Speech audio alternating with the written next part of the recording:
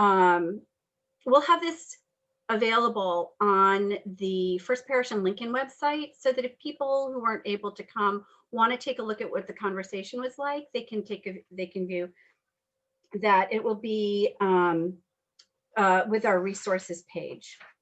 I put my glasses back on because I'm older than many of you. So if you, it records the speaker view.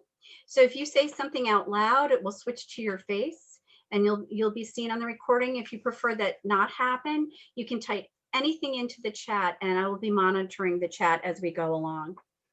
Otherwise, please keep yourself muted until or unless you're invited. We are going to be using the chat feature. So if you're not used to Zoom, down at the bottom of your picture, there's a little speech bubble. That's the chat. You just click on that. You can type questions or comments into the chat for us. The notes come only to me. As part of my role as Director of Religious Education, I have a pastoral role that I take very seriously. So everything is very confidential. If you want to use your name, if you prefer not to use your name, you can change your name up in the right-hand corner. Oh, no, wait, where do you do it? And this. Yeah, up in your right-hand corner. Thank you, Bia. Up in the right-hand corner, there's a little dot, dot, dot. You can change your name in your little picture box. Just change it to like a little dot, a period. And then when you send something in, it won't have your name there. It'll just have a period. If you feel more comfortable being anonymous that way. If we're not able to get to every question during this evening's time together, I will be taking questions in the chat that I can, forward to our panelists for some answers. And those, again, will be up and available on the First Parish and Lincoln website. And I'll have links to that. So that is the not as important information. The most important information that I need to share with you is that this evening is not meant to replace, nor is it suffice as medical treatment. This is a broad spectrum discussion. It's information being shared. If you have concerns about your child's mental health, please contact your primary care provider and get their input and attention, because that is appropriate. This is a great first step just to get some general information. But if you have real concerns, you need to contact the pediatrician or doctor that you go to. Okay, so here we go. This is the real start of tonight. And welcome again. Tonight, we're going to hear some general perspectives from the panelists. We'll be asking you to think of 1 or 2 winning tips or tricks you've used to help your child manage this very strange and unusual time during a global pandemic.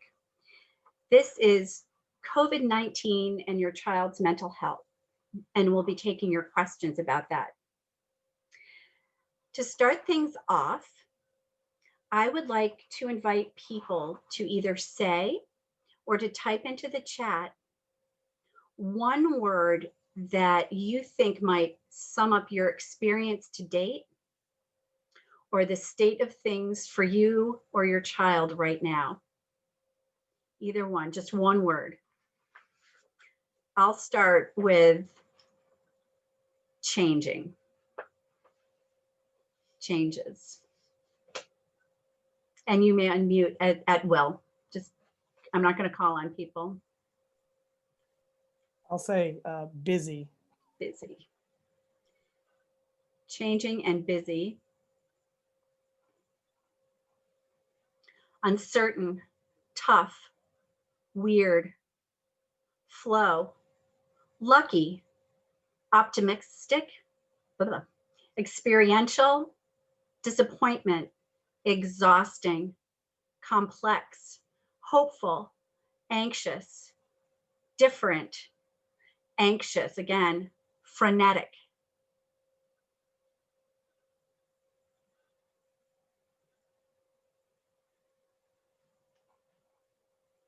Yes, yeah, all of that.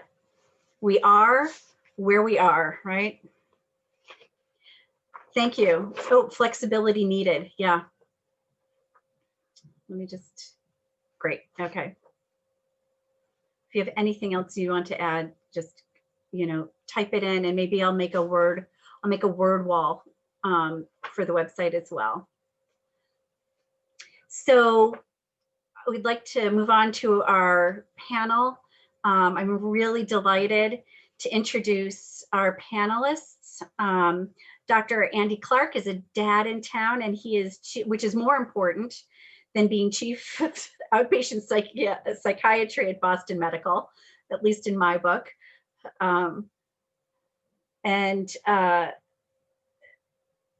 Chris Rettiner is a clinical psychologist who works with children, adolescents, and adults. She's a clinical assistant professor in psychiatry at Tufts University School of Medicine, and she maintains a private practice in Concord. And she and her child just moved from Lincoln to Concord. She was a very active LFA member for many years, and that's one way that I know Chris and her family. Alyssa Rosenfeld is a school adjustment counselor at Lincoln Schools for grades 5 through 8.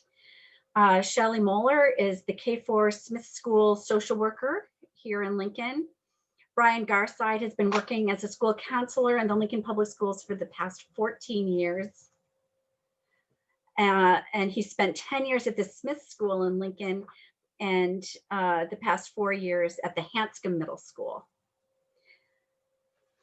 So welcome panelists, welcome guests. Andy, how do things look from where you're sitting? Oh my gosh. Well, weird was the word that I put in the chat. This is like unprecedented times. I know our kids are going to be looking back 20 years from now, remembering all that we've been through, sort of like the way people remember the Great Depression. I thought, just as a psychiatrist, I thought it might be helpful to just give a little bit of a framework, kind of a 30,000-foot view on sort of mental health concerns for adolescents and kids in general these days. Because I think one of the concerns that associated with all that we're going through is that it may worsen problems that kids are already struggling with around depression and anxiety. And so I'm going to throw up just like 3 slides here. Y'all can see that, yeah? Just to try to give a little bit of context. One of the remarkable things is that in the last probably 10, 12 years or so, there's been a significant rise in levels of depression and anxiety in adolescents. And it's remarkable in part because sort of the bigger one aspect of the context, there have been real improvements in levels of violence that kids are exposed to. There have been dramatic decreases in sexual abuse and physical abuse. Dramatic decrease in teenage pregnancy. There's so many ways in which kids are living in a safer world than they did, and yet depression and anxiety have really gone up significantly. If you look at this slide, over the course of the last 10 years, there's been an almost doubling of the incidence of kids that have had episodes of major depressive disorder. And no one really quite knows why, right? It's a real mystery why this is going up. Some people will point to the advent of smartphones, right? It was just about that time when all the kids got on their phones that things began to get worse. But everyone has their own pet theories about it. But it's definitely concerning. I didn't put a slide in about suicide, but that's gone up as well, as most of you know, so that's concerning. One thing just to point out from this slide, I think is kind of striking. On the left, in the green are girls, and on the right in the ochre colored are boys. And look at the difference, right? Teenage girls have about almost a 3-fold higher incidence of depression than teenage boys. It's really quite remarkable. Some presumably hormonal difference between teenage girls and teenage boys is driving a real disparity there. But the point is depression has become much more common in teenagers, and along with that, anxiety as well. And this is just a slide. I only have 3 of these, so don't fret too much. This is just a slide to look at the age differences. And if you look on the left in the blue, look at depression. Depression is really pretty uncommon in elementary school years and early middle school years. And it's really puberty that does it, right? It's when, girls at 11 and 12, boys at 13 and 14, they hit puberty, something happens and rates of depression begin to go up significantly. So adolescence is really the high risk time. Anxiety is a little different in that latency age kids, elementary age school kids often have anxiety. And then on the final, again, in the ochre or brown colored, the one, maybe someone reassuring things, that behavior disorders get a little better in adolescence. And then I just have one other slide just to look at. This is just a little bit for fun. Look at alcohol consumption has dropped almost in half over the last 30 years. Kids are not going out getting drunk, not going out and drinking the way they used to. They're not going out stealing cars. They're not going out having unprotected sex. They're staying inside on their phones, right? Much more than they used to. They're spending much more time in their bedrooms instead of hanging out at the 7-Eleven, getting in trouble. And it's, you know, it's in the eye of the beholder whether that's an improvement or not. So no, at this point, no one knows whether the stresses associated with COVID are going to result in higher rates of depression and anxiety. Clearly, the symptoms are there for kids, but what the long-term outcomes are going to be, it's just too soon to tell. And that is all I have to say.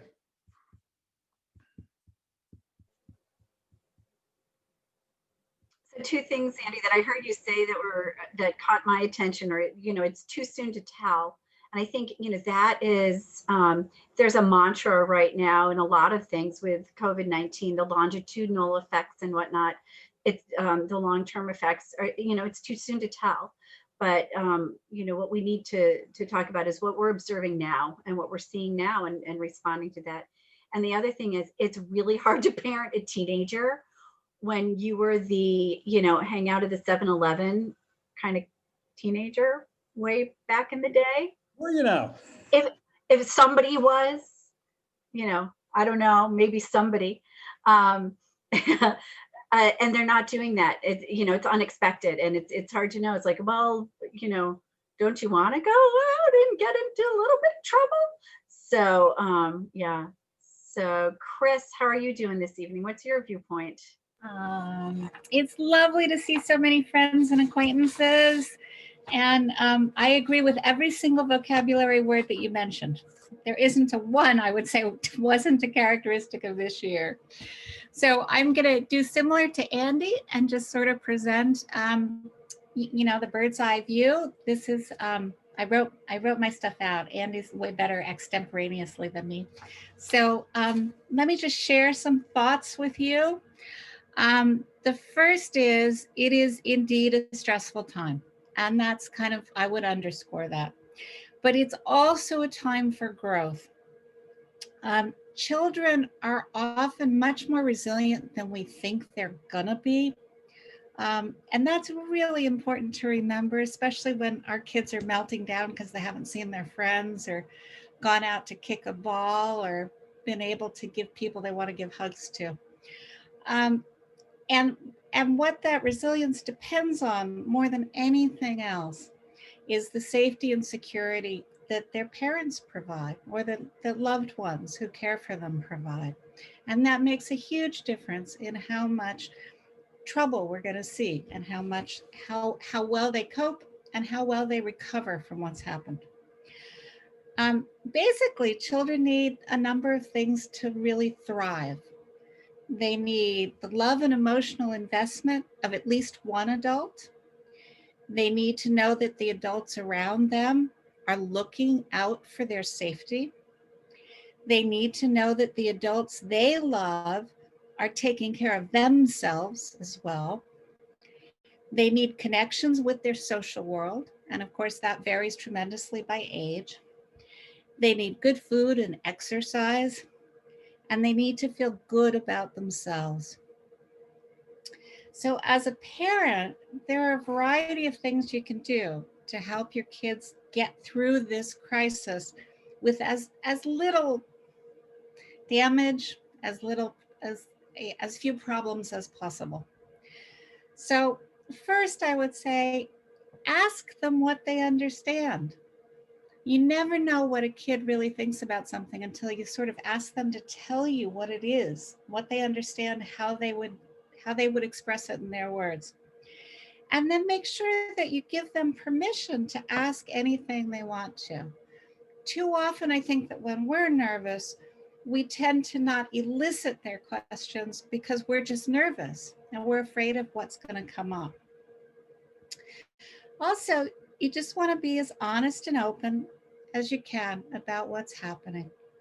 Um, and that's in accordance with their developmental needs. You're obviously not going to say the same thing to a 5-year-old that you're going to say to a 15-year-old. But again, in times of stress, and particularly in times when the subject of our mortality is so front and center, we often tend to just kind of damp things down, and we get tentative about talking about things that lead to illness and death because we don't want to frighten children. But they need to know that they can talk about it and they can ask questions. You want to reassure the kids and let them know that you're doing everything that you can do to keep them, yourself, and the rest of your family safe. And they need that reassurance, and there's kind of no limit to how much reassurance you can give them. You also want to, when you're reassuring them, do so with facts, the real world stuff. We have vaccines. We know behaviors that help keep us safe. We also know that young people are much less likely to catch the virus than adults.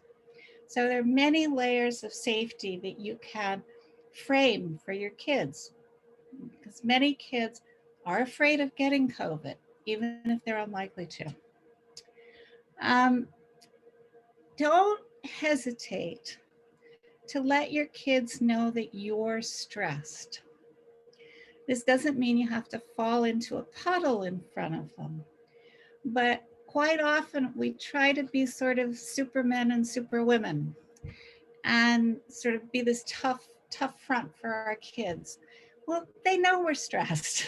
Even if we're trying to hide it, they really know we're stressed. And so just to be able to frame for them, mommy or daddy is stressed. This is a hard time. Everybody's having a hard time, but we're going to get through it. It's going to be okay. We know how to get through this kind of thing. It will look different in a number of months. And I would highlight there that the role modeling that you do is a tremendous learning opportunity for your kids. The more you can role model for them a balanced, adult, well-informed, thoughtful way of dealing with a real serious life crisis, the more they'll learn from you and take it in. And it will be an opportunity for them to build resilience for the rest of their lives. I mean, sometimes I say to parents that one of the bizarre gifts of being a parent is that when bad things happen with your kid, it's an opportunity to go through bad things with them so that they get that practice and they kind of get forged with your support and comfort and role modeling. I would also say this isn't the time to be super exacting about rules. We all like structure to varying degrees, and kids need it. They need rules, they need structure. But these are really extraordinary times, and everyone is affected. So it's a time to be a little gentle with the rules. Go easy, maybe let the kids bend a few rules that you wouldn't otherwise, and don't freak out if they break a rule that they might not usually do, or just misbehave. That's to be expected, and it's really okay. I would in particular say that about screen time. Kids use their screens for a lot of different emotional needs. They use it for social connection, their friendships. They use it to soothe themselves when they feel anxious or stressed. They use it for distraction when what they're exposed to is hard to think about. They use it to develop different kinds of mastery, whether it's the spatial, the cognitive, different kinds of skills. They use it for that, and just for fun. And all the kids' outlets for fun are really severely limited right now. So I get as anxious as the next person about my child being immersed in a screen for hours at a time, but I think this is not the time to really ratchet back back on screens. I think there are many ways that kids use them well during stressful times. And there will be an adjustment period when we get back to some normality. You're not going to be able to go from letting the kids do all kinds of stuff that they're doing now to suddenly pulling all the reins tight when this is over. But you can frame that for your kids. You can prepare them and give them a sense of the time that right now we're doing things this way because we're in a crisis. Down the road, things are going to change and we're going to start to do things in a different way down the road. That's important. There may be kids for whom there's some regression, so a little bit, a lot. It's going to vary by kid, and it's going to vary by what their innate vulnerabilities are. It's not necessarily permanent. The child who regresses somewhat can quickly regain their developmental achievements when the world is on a more even keel. And this will vary from child to child. Some will get it back quickly, some others will take time. But a temporary regression does not mean a permanent regression. They will start to come back up to what you expect of them. And the other thing I would put in there is that sometimes we need to do what we do for kids for ourselves. And so in all the ways that I'm suggesting you take care of your kids, I would also suggest that you look to taking care of yourselves and reminding yourselves it's stressful. It's okay. You don't have to be perfect. We're going to get through this. There is a long view of this, and we're going to be okay at the end. And take the time to remind yourself. And finally, going along with Margaret's disclaimer, if you're worried, don't be shy about seeking out professional help. Any kind of support or advice or treatment, it can't hurt. It might help. If your kid really doesn't need it, all the better. The things that you want to watch out for are extreme withdrawal, really prolonged sleep or eating disturbances. And I mean marked. I don't mean just like, oh, he's not eating his bagel today. Dramatic changes in their typical behavior. There's something where you really say, this is not my child.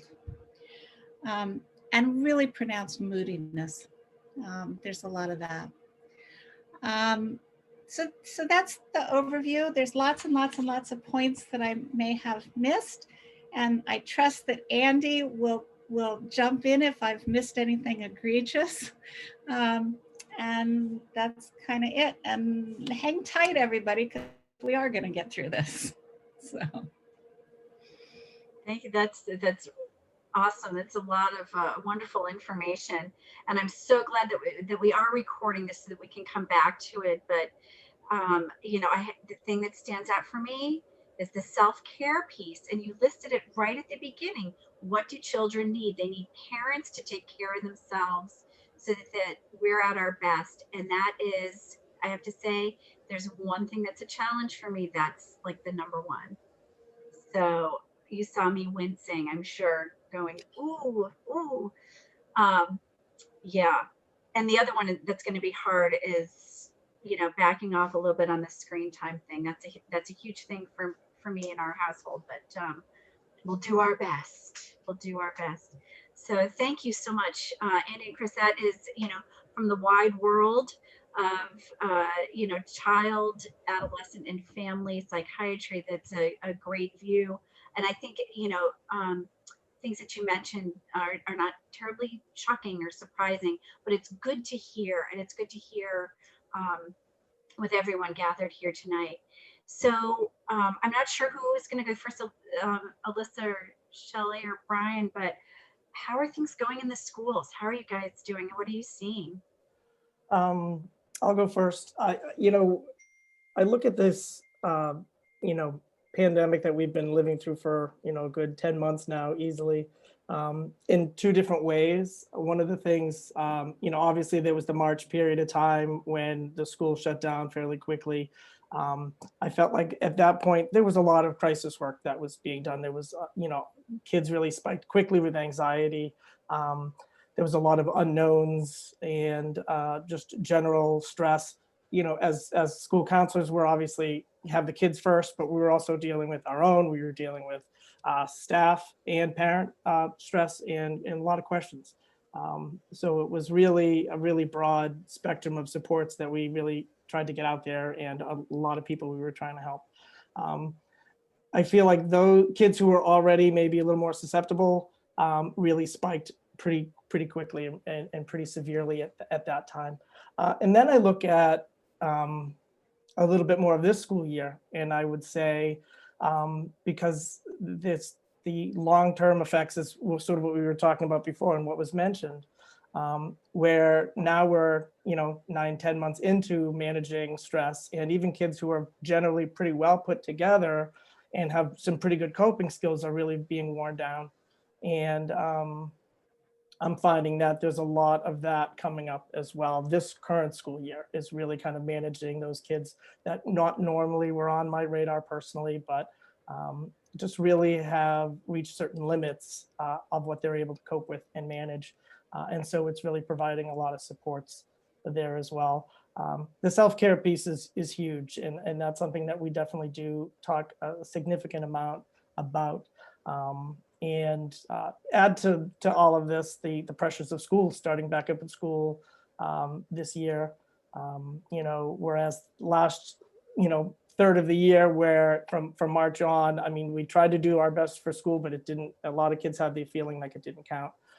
Everything counts right now. Everything's pretty serious, and it's definitely cranked up a bit. And with summers as well. So you're really dealing from March through all of summer.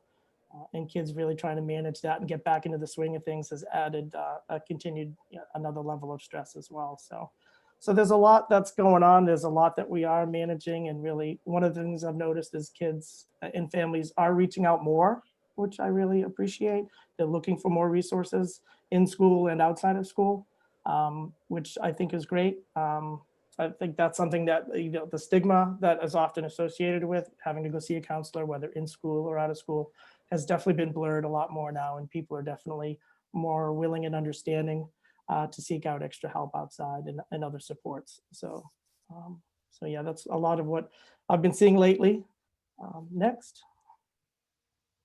I can jump in. Yeah, I agree with you, Brian. I think both of us being in middle schools, we're seeing a lot of similar patterns. I was trying to think about some of the specific things that are coming up because of the situation we're in. And obviously there's the worry about being in school during a pandemic, having to have extra worry or thought about who's wearing a mask? Am I wearing a mask? Is it below my nose? Just extra things that layer on during the day that they wouldn't normally have to think about. And then also thinking, who am I spending my time with? Are they taking the same precautions that I'm taking, that my family's taking? How do you manage that? How do you say to someone, you're standing too close? I mean, that's a really good skill to learn how to say that, but it's also really uncomfortable, or could be uncomfortable. And then on top of that, we have the continued visible racism in our country that might not be new for people of color, but is probably newer or in the faces of white people more now than it has been in the past. And I would say for our middle school students, yes, the pandemic worry and the worry of being sick and their loved ones getting sick is there. But I think our middle schoolers are really aware of the world around them, and they're very aware of what's going on. They can't escape it, even if they maybe wanted to or had the privilege to escape it. It's on TikTok, it's on social media, it's being talked about. And so I think there's a layer of anxiety, worry, stress around, and anger, sadness about how am I going to handle these conversations? Is it going to be talked about in school? If it is, what does it look like? And so I think that's a really big piece, along with obviously the political unrest that just continues to hit us, seems weekly or daily at this point. And again, that sense of like, do they have control over their environment? I think they have multiple examples of the world feeling out of control. And when kids feel that way, they try to seek control, not just kids, all of us. And so that can look like a lot of different things: pushing boundaries, testing boundaries, maybe becoming a little more perfectionistic about their work, trying to find places where they can have some control in a world where we really don't in a lot of ways right now. And so I think that's another thing for parents to keep in mind is like, what can we get even just a little bit of a sense of control of at home when we don't have it in a lot of places. And then I'll just say too, I know I spent some time talking about screen time, a great tool for socialization, especially for middle schoolers and being used for academics. But then also it's designed to be somewhat addicting and can impact sleep. So there is that piece around what is the boundary? Is there an agreed upon boundary at home? Does that look different from your friends? How does that impact your socialization? So there's a lot of pieces there that kids are navigating that they haven't had to navigate in the same way before. And then similarly, I think with technology, we see some attentional challenges too. I know there's lots of kids who are noticing they're having more trouble focusing this year. And we've talked about how when they're learning through the screen, whether they're at home or in school, there's obviously an element of learning through the screen and not a teacher, having that dynamic way to capture your attention and, the socialization piece. But if you're learning through a screen, it is really hard to remain focused, especially, for us, but especially for kids who are still mastering those executive functioning skills and will be mastering those for many years to come. The good thing is that our model of the single cohorts allows for teachers to really be helping with those skills and keeping kids on track and having just that one go-to teacher. So I think that is really helping.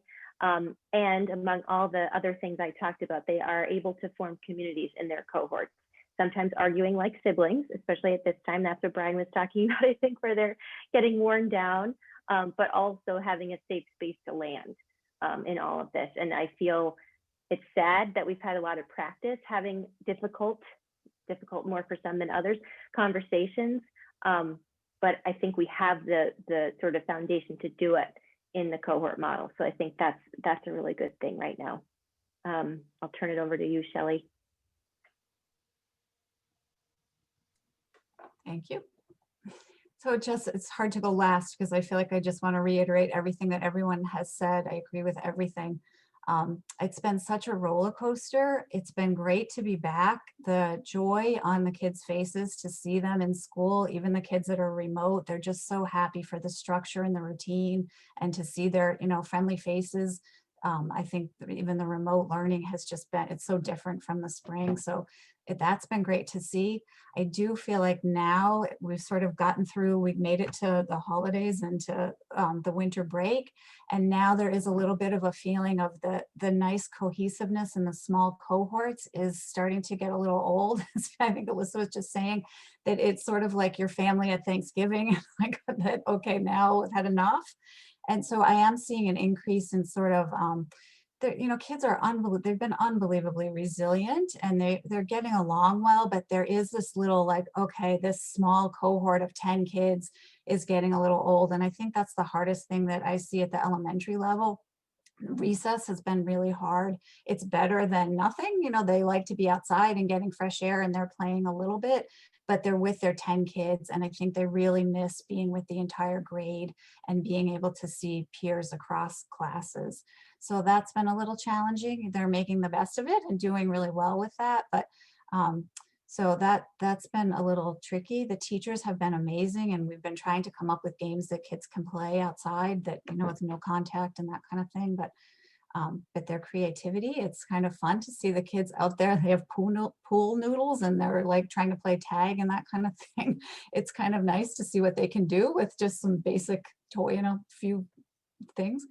And then the other great plus has been the connections block. That has just been a dream come true for me, that they have this designated time where they can really address the social emotional issues. And like people were saying, I feel like I'm just sort of part of the fabric of the community of the school. It's not, oh, you need to go see the social worker because you're having a problem. It's really embedded in the curriculum, and the teachers are just so welcoming in the morning and bringing up topics. Last week when we had the insurgency, that people are there ready to address those type of things with the kids in a very intimate, nice way. So I'm called in a lot. I support support teachers, especially because we have some learning coaches who aren't necessarily used to teaching, a full like 4th grade class or something. So I will come in and do connections blocks. And so we're doing a lot of self-care things with the kids, or positive self-talk and those type of lessons. So that's been really fun. And then more recently, because it does feel like kids are starting to get a little more kind of antsy and feeling isolated and disconnected from peers, and doing like peaceful problem solving with them and some conflict resolution. I had a teacher reach out to me today who's remote, and she said, maybe we should do some conflict resolution lessons, because even though we don't really have a lot of conflict, there's no recess or time for kids to be in person. We need to keep learning these skills. And so we're continuing to address those. And so that's been great. And yeah, it's going pretty well. And people have really been reaching out. I really welcome parents reaching out and asking, just, there's people talking about, sleep issues and just kind of general anxiety, but nothing too extreme. And just to add to the technology, one piece of advice that I've been giving to parents and my own, I have a 16-year-old, and it's really hard with the technology, but I'm saying, like, get the most bang for your buck. So if kids are going to be on the tech, like on screens, have them be interacting with peers. So instead of just randomly playing Minecraft, there's so many games now that kids can play. Like, you can play Battleship and Clue and like old time kind of board games virtually with a friend. So if you're going to be on the screens, at least try to be social and interacting that way. That is so great. I love that tip and trick, and for screen time. And I think Andy had said it would be a great thing for this evening if people have a tip or a trick like that they have come across, either something you did, something that you heard a friend is doing that you thought was brilliant, which is where I get all of my best ideas, from other people, or something from a podcast, or whatnot. If you want to put it into the chat, we can make a list of tips and tricks, something that you did that worked really well. And if you want to put something in there that was a total fail and haha on you, that's great too. So feel free to do that. I know that the school took a few general questions about children's mental health in general, and so I know. Let's open up the question and answer period with those. I don't know who has those. Alyssa, or Shelley, or Brian. There were some general questions from that the PTO had asked.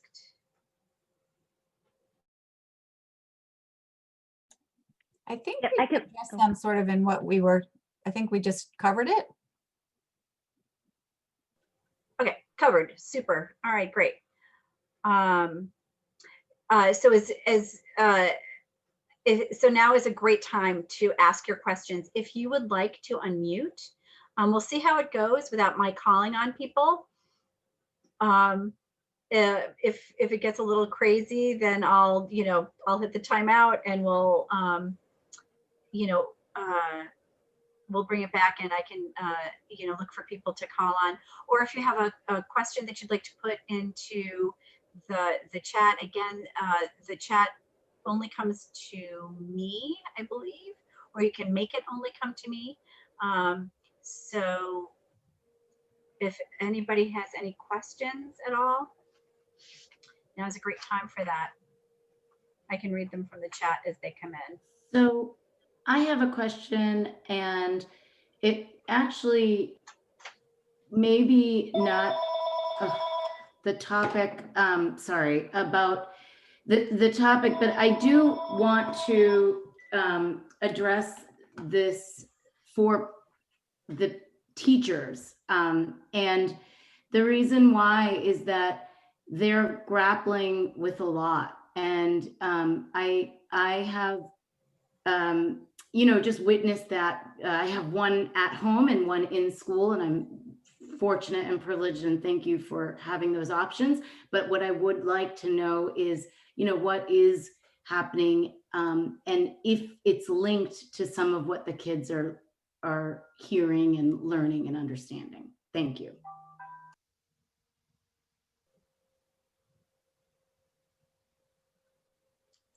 So this sounds like it's a little bit for the school. Shelley? I can answer. I mean, I'm not gonna like, teachers are stressed. It's exhausting. Just, wearing a mask all day is tiring.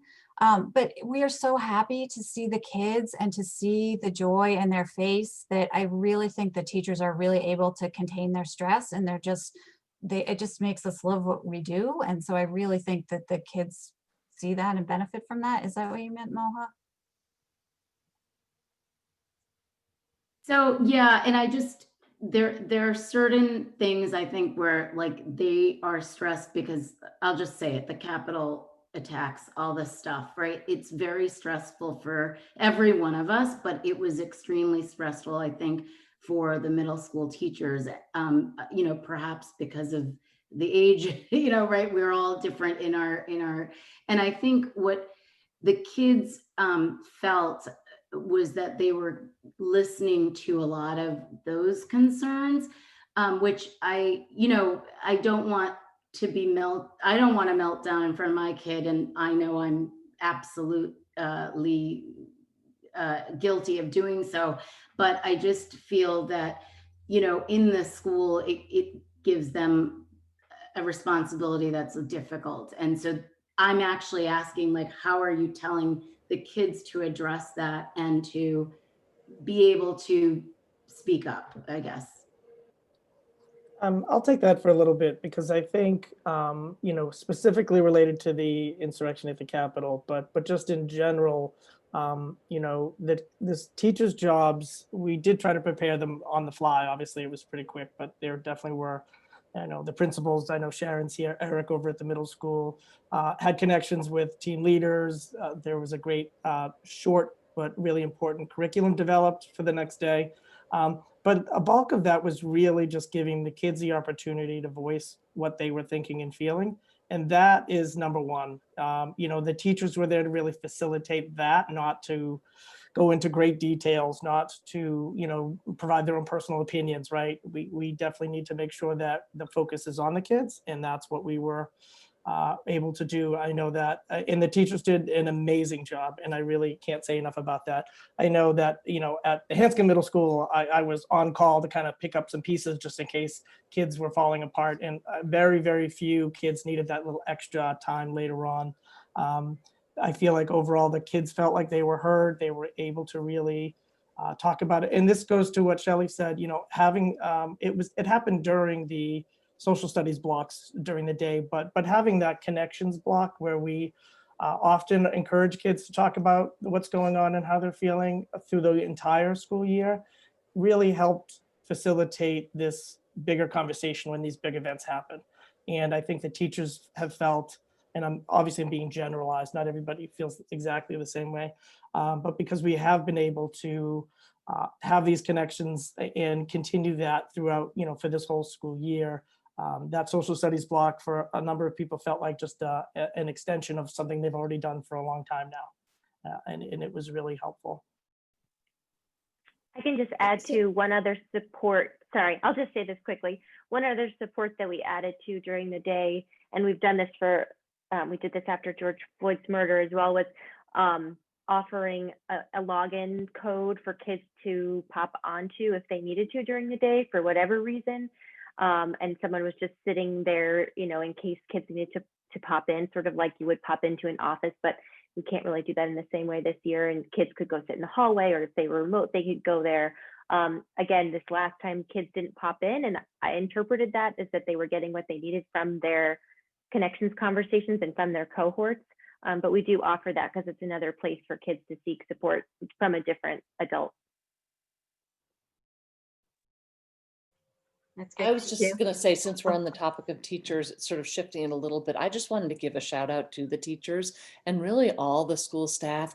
It is incredible to see what teachers are doing and what a difference it makes for kids. And it's just truly extraordinary to see the difference in kids when they've gone to school that day or even been online with their classes that day. And I know that it just is taking an enormous amount of energy and enthusiasm and sort of, buoying oneself, even when, people do have their own families and issues to deal with. So it would be great to pass that on from the parents, just like such huge appreciation in this group. Agreed. And that's why I want the kids to also be able to be that thankful, right? And understand, because they think, teachers are nice and palling around with them, but they're not the same. It's a complicated human being behind that. So that's all. Thank you, though. This was very helpful. So there's a question about kind of drilling down a little bit on screen time. Can I just make a follow-on comment from what Moha just said? Do you mind? I apologize, but to connect to what was said before, then I think, Moha, maybe what you're asking for is for teachers to demonstrate that they are also taking care of themselves, so that the children are assured that the teachers are okay. Is that maybe also a way of interpreting what you're saying? It does help reassure. I've definitely had some kids mention that they're worried. Yes. Thank you for helping me articulate. Thank you. Just to jump in for a second, I've heard a couple really nice things from two different teachers. And, I think at a time like this, people hesitate to sound too upbeat because they don't want to, diminish the hardships that others are going through. But one of the teachers told me that he loves having a 10-pack of kids and doesn't have to deal with remote learners. He's got a nice little group, and they're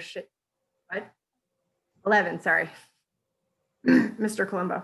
And they're sailing along smoothly and everybody's doing really well. And another friend said she would rather not be at home during a time like this. She loves being out with the kids, and she really feels a sense of urgency that there are a certain subset of kids who absolutely need these adults in their lives. And she really worries about them if they're home, not having adequate supervision. So I think it was nice, as a parent who cares deeply about what the teachers are going through, it really made me feel good to hear two positive stories from people as well. Sorry, thanks. And thank you all as a panel. It's really lovely to see you all and to hear your voices. Thanks. Thank you. Okay, so coming back to another question. There's a question getting a little bit finer tuning some of the screen time. What do you mean? What are some good limits? Not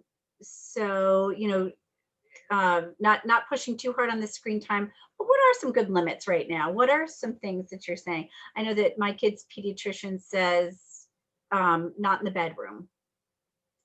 I'll throw that one out. Again, borrowing from a friend, not an original idea. But what are you seeing?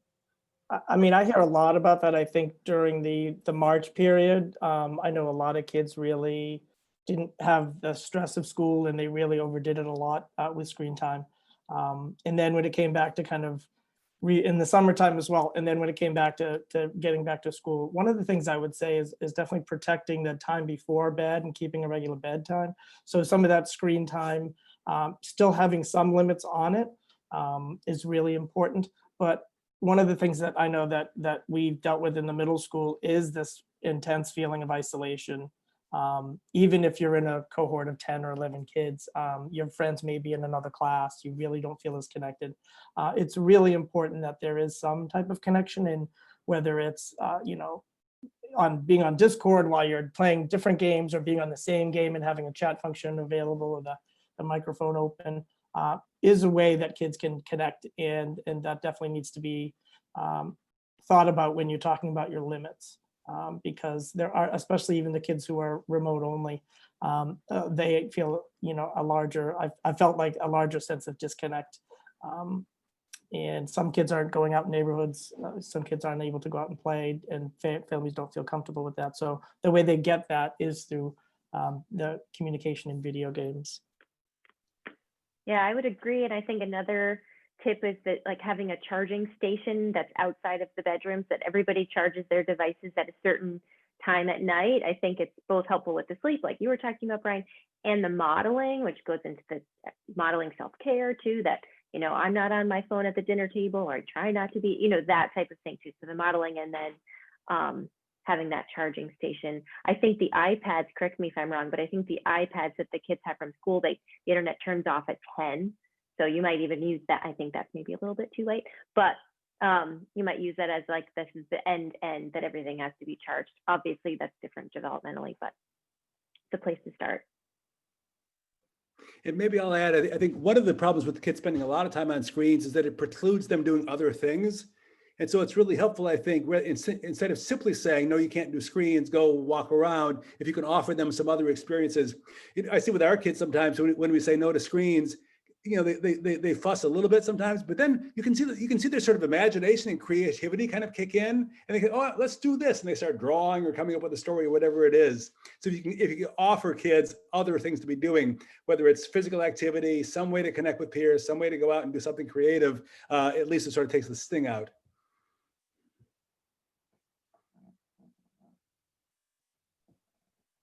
I would also add, and I say this in sort of non-stressful times as well, that it's worthwhile to spend some time being with your child on the screen, so that you're watching the same thing they're watching, you're seeing what their interests are, you're seeing how they use the screen.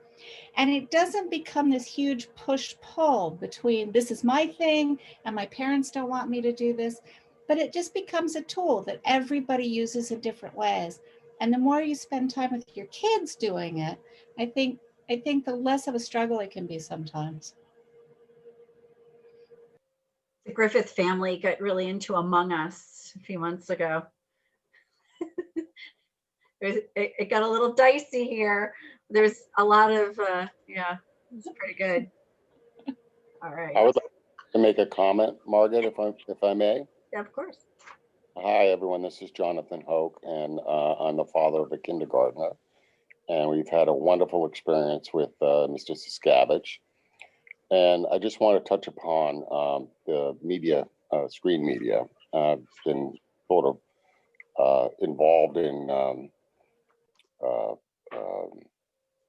this subject for some time. And one of the things I think that will help our children, not only the co-viewing, which was just mentioned, but also media literacy, which may come in the older grades.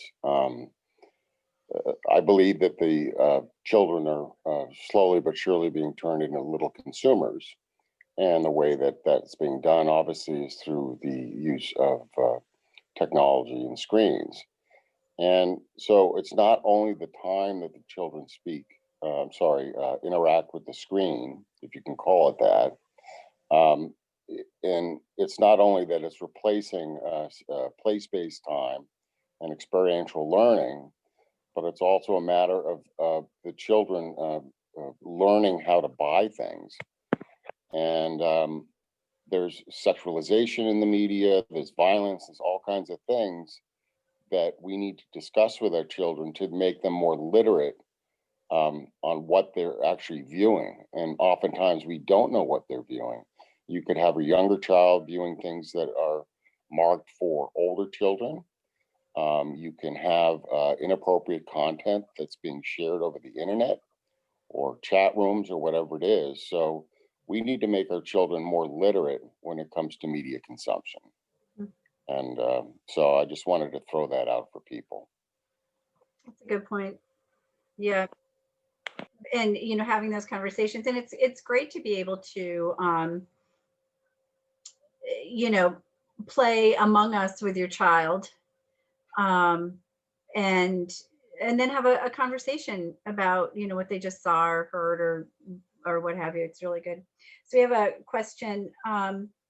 At what age is therapy or counseling appropriate or even effective?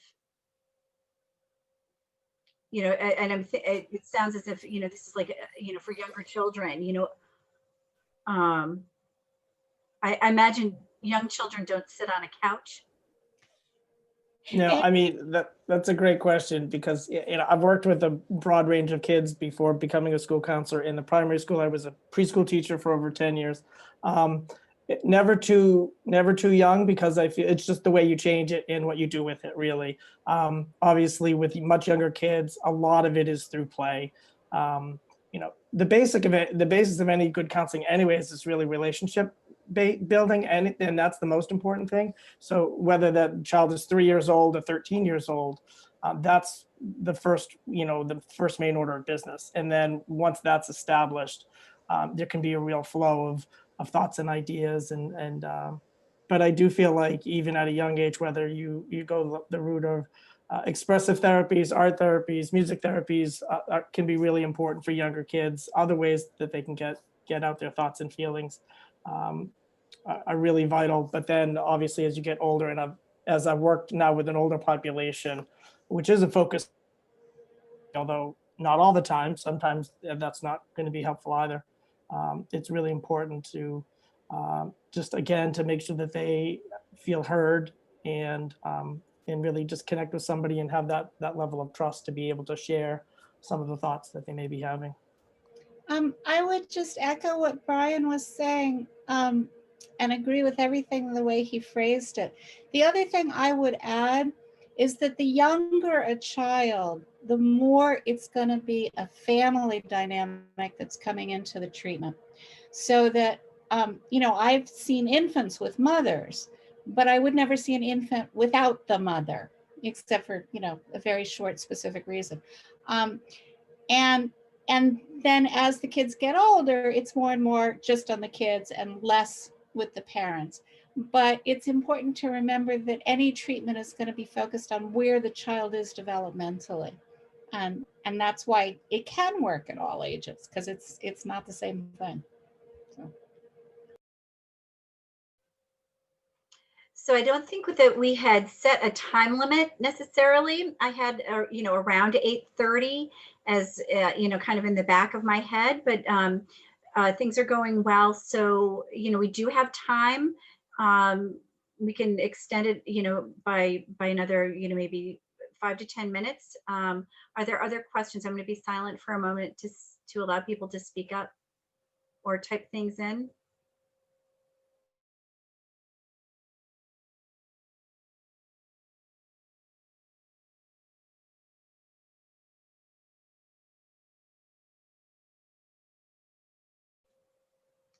Okay, so this may be a possible follow-up, different person, but if my child needs to be seen, if the recommendation is that my child would need to be seen, who would they be seeing?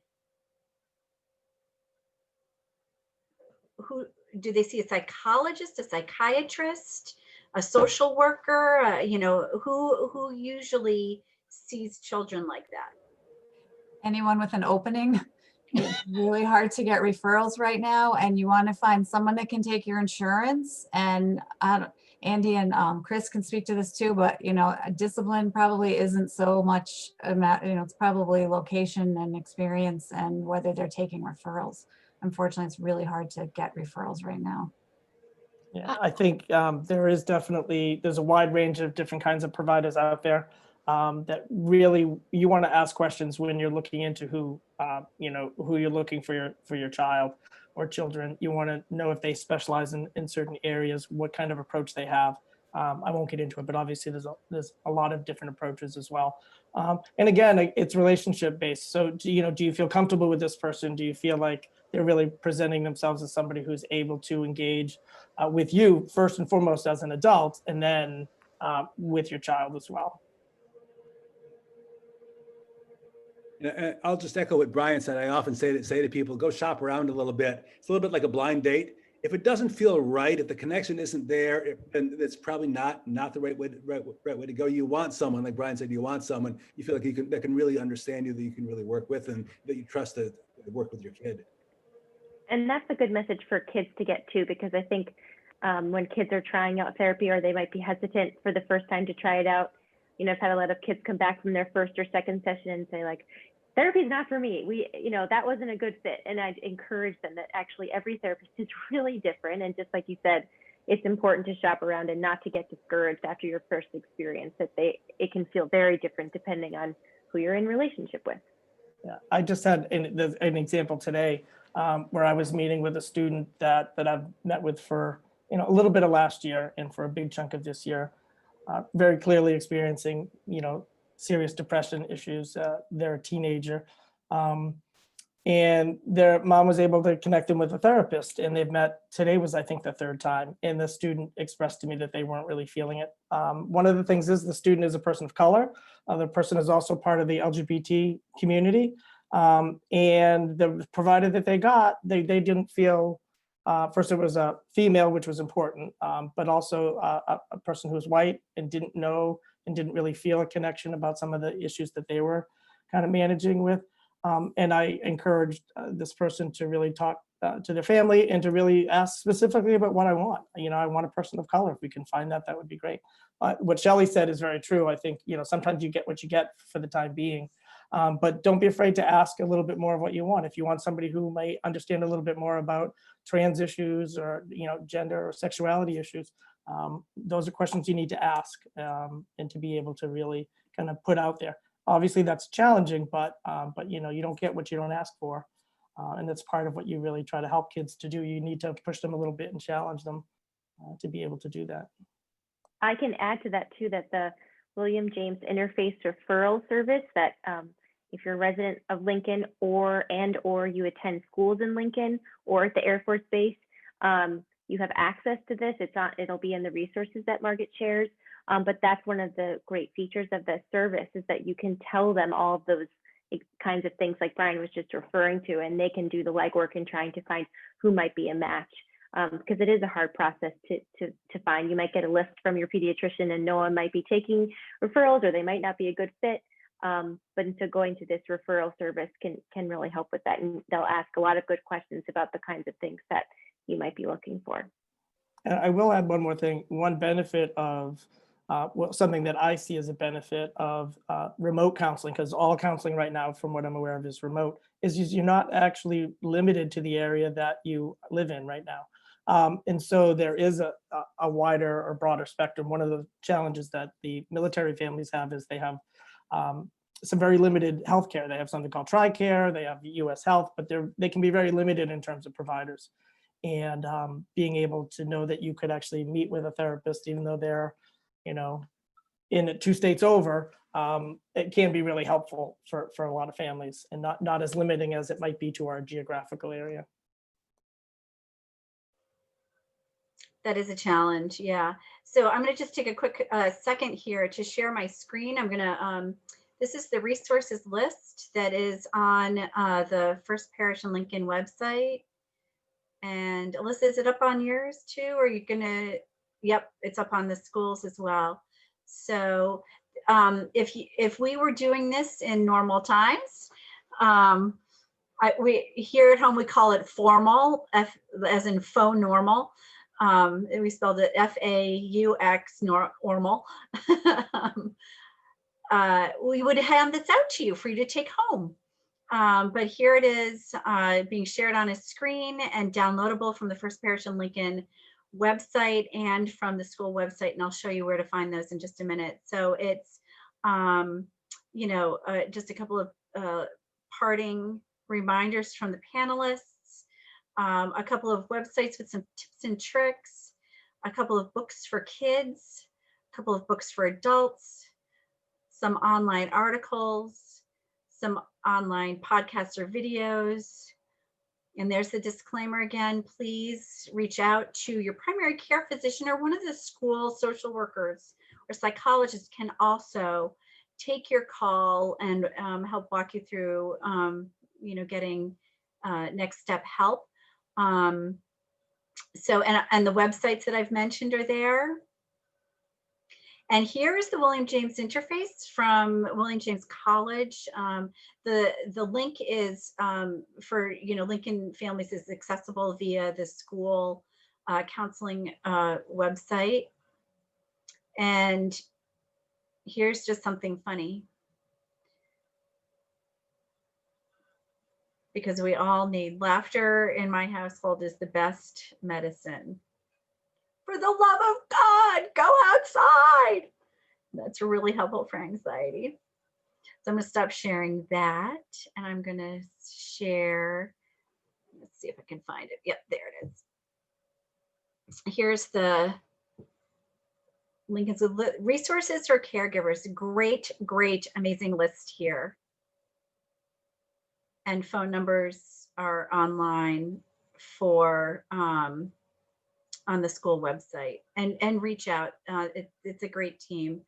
And here's the First Parish website. So you come to the homepage, and then you click under Children, Youth, and Families, which is where you are here. You just scroll down. Whoa, scroll up. There we go. And you can click on this link. And here's that down, the resource list, the sheet that I just showed you with a little comic on it is right here. And this is also where this recording will go, and our word wall, and maybe some additional tips and tricks and things. We'll put just a bunch of resources here from this evening. Do any guests have any other questions? Those who haven't left having to put kids to bed or go on to other things. We've still got quite a few folks with us. Any last request, question, concern? Just thank you so much for putting this together, and the collaboration's fantastic. So really appreciate it. It's very affirming and helpful and supportive. Nice to see everybody too. I know. With a lot of this stuff, I always say I'm self-serving. People are like, "Oh, it's so great for the community." It's like, I just want to be me and see my friends and talk about good stuff for my kids. I'll echo that. Thank you. It's nice to see the collaboration between the groups, and it's very helpful it's affirming, as Liz said, to hear, that everyone, it's tough on everyone right now, and there's things we can do, and yeah, so thank you. Wasn't it great to hear Chris say, one of my take homes is to allow my children to see me stressed, and that I'm not Superwoman and Superman, It's like, okay, I can do that. As a matter of fact, I probably already did. Mommy's stressed, but it's not your fault. Exactly. All right. Great. Well, I definitely thank everybody for coming, and I thank our panelists so much for their time and their attention. Again, all of these things are going to be, available, to the community. And if you would like to share this with a friend, you can certainly send them to the link to the websites. If you would like me to share something, my email is all over the First Parish website. It's margaret@fplincoln.com, as in First Parish Lincoln. If you want me to send anything directly to somebody, or they would like to request something from me, I'm happy to do that. But continue to be well. You are all doing a wonderful job, and we thank you for raising this next generation, all of us. Thank you.